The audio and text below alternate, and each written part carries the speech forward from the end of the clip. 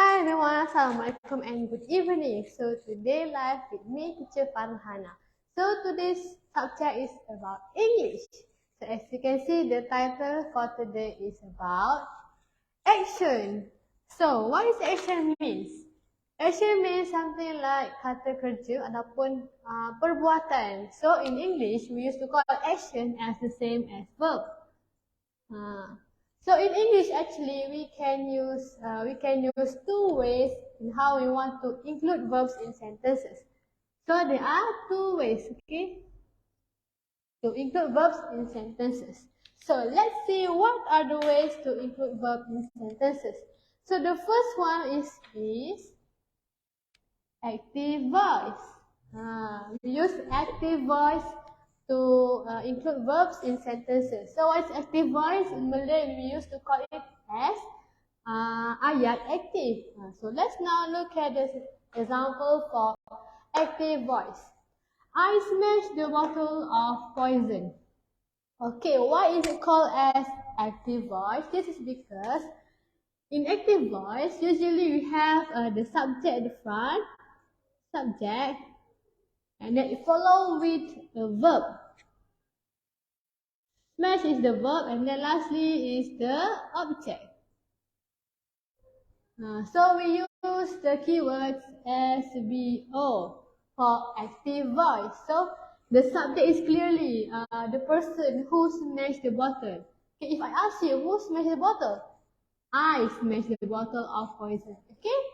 And then the second way how we can include verbs in sentences is that we use passive voice. Okay. So what is passive voice? Passive voice in Malay we used to call it as ayat passive. Kenapa panggil ayat passive? For now, let's look at the example. Okay, the bottle of poison was smashed by me. Okay, so this is a bit different from the active voice, which is we can see that the bottle of poison, which is the object of the sentence, is put at the beginning of the sentence. Okay, and then we can see this is the verb, and then the subject is at the last sentences. This is the subject. Okay, usually in passive voice, we use past participle as the type of verb in these sentences. Okay, if you look at this sentence of passive voice, the bottle of poison, the object is at the first.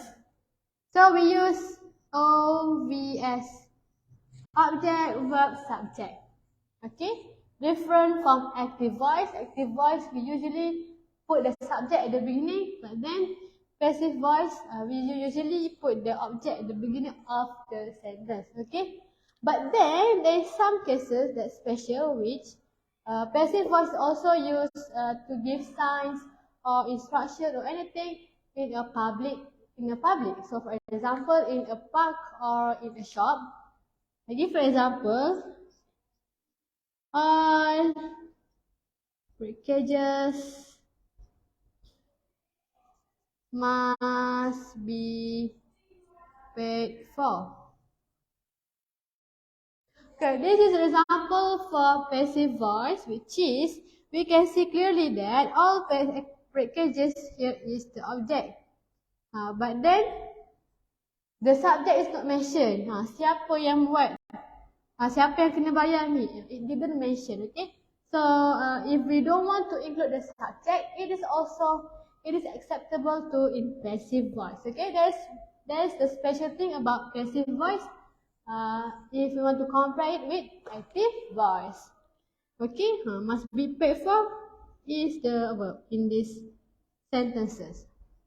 Okay, so that will be the end for today's sharing. I hope you can understand very well. If you have any question, don't hesitate to give any comment in the section below. Okay, that's all. Thank you for watching. See you in the next week.